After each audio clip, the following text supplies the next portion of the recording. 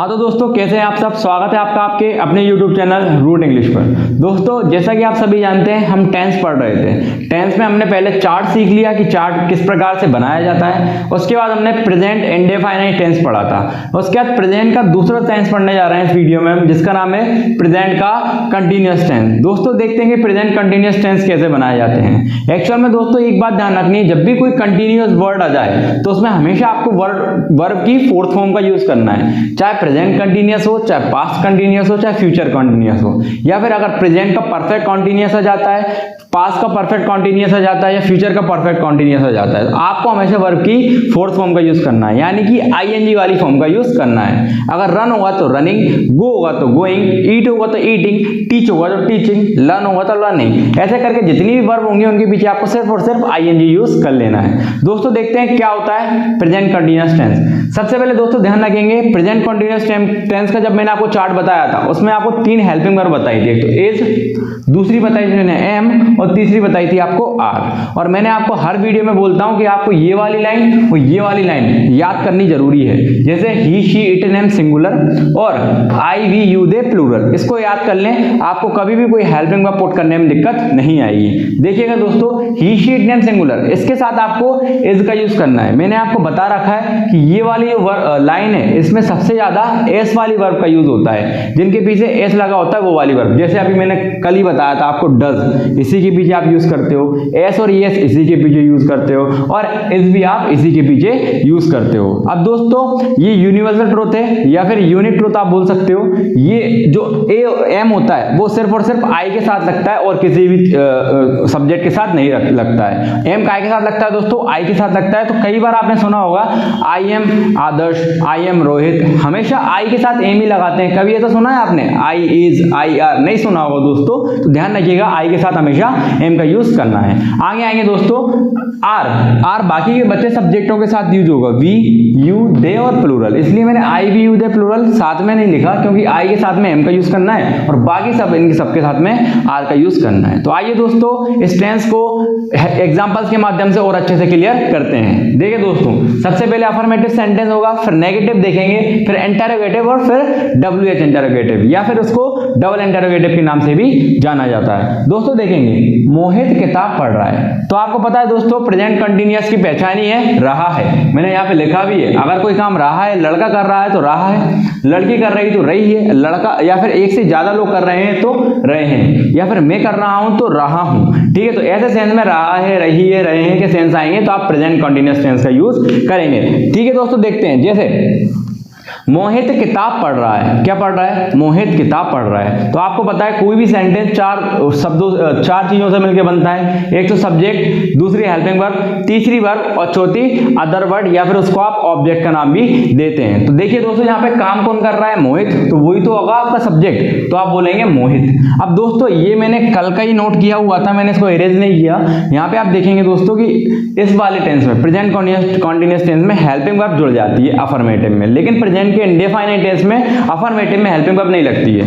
तो मैं इसको हटा के थोड़ा सा चेंज करता हूं। तो यार सेंटेंस कैसे बनेगा? एस, ठीक है दोस्तों, क्या बनेगा? Subject plus helping verb plus verb plus object. तो दोस्तों क्लियर हो जाएगा। सबसे पहले हमको सब्जेक्ट का यूज करना है। सब्जेक्ट कौन है दोस्तों? यहाँ पे मोहित। तो मोहित, अब मोहित एक नाम है ना दोस्तों, तो नाम के साथ में क्या यूज करेंगे? हेल्पिंग वर्ब इज, क्योंकि दूसरे नंबर पे हेल्पिंग वर्ब भी यूज होती है। तो मोहित इज। अब बारी आती है दोस्तों वर्ब की। तो पढ़ने को क्या बोलते हैं दोस्तों? रीड। और रीड की कौन सी फॉर्म यूज करेंगे प्रेजेंट कंटिन्यूअस टेंस में? Fourth form. तो आप बोलोगे मोहित इज रीडिंग। लेकिन क्या पढ़ रहा है? किताब पढ़ रहा है, इंग्लिश पढ़ रहा है, हिंदी पढ़ रहा है, क्या पढ़ रहा है? तो आपको बोलना है किताब पढ़ रहा है, रीडिंग अ बुक। अगर वो हिंदी पढ़ रहा होता तो मोहित इज रीडिंग हिंदी। अगर इंग्लिश पढ़ रहा होता तो मोहित इज रीडिंग इंग्लिश।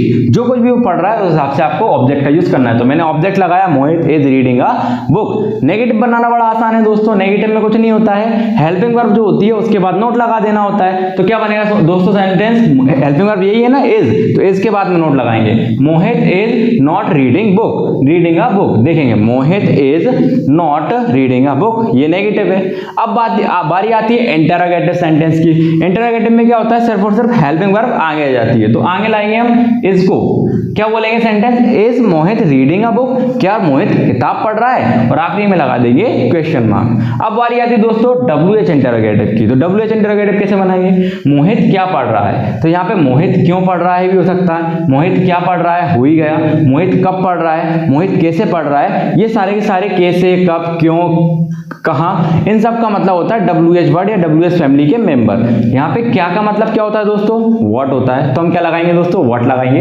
इसके आगे, इस पूरे सेंटेंस के आगे आपको व्हाट लगाना है, क्योंकि इंटरोगेटिव WH आगे जुड़ जाता है, बाकी वही का वही रहता है, ठीक है। देखेंगे दोस्तों, तो मैं बोलूंगा what is Mohit reading, what is Mohit reading. अब यहाँ पे मैंने इंग्लिश आ बुक लिख रखा है, यहाँ पे आ बुक नहीं लिख रखा, क्यों, क्योंकि दोस्तों यहाँ पे पूछा जा रहा है कि मोहित क्या पढ़ रहा है। अब मोहित क्या किताब पढ़ रहा है, ऐसा तो है ना, हाँ ऐसा पूछ सकते हो, मोहित कौन सी किताब पढ़ रहा है। अगर आप कौन सी किताब की बात करेंगे तो आप लगाएंगे which book is Mohit reading, which book is Mohit reading. तो इस तरीके से आप उस सेंटेंस को बना सकते हैं। आई होप आपको प्रेजेंट कंटीन्यूअस टेंस का ये इस वाला पोर्शन क्लियर हुआ होगा। दोस्तों अब कुछ सेंटेंस मैं आपको इसके बना के बताता हूं। जैसे दोस्तों देखेंगे, हम अंग्रेजी सीख रहे हैं, हम मतलब वी, तो वी के साथ में आप क्या यूज करेंगे, इज, एम या आर। ऑब्वियसली आप आर का यूज करेंगे, क्योंकि मैंने बता भी रखा है वी, यू, दे या प्लूरल आ जाए तो आपको आर का यूज करना है। तो हम अंग्रेजी सीख रहे हैं, तो वी आर, सीखने को क्या बोलते हैं, लर्न, और लर्न की फोर्थ फॉर्म होती है लर्निंग। कोई भी वर्ब हो बस पीछे आईएनजी लगानी है दोस्तों, तो क्या हो जाएगा, वी आर लर्निंग इंग्लिश। हम अंग्रेजी सीख रहे हैं ना, इसलिए मैंने इंग्लिश लिखा।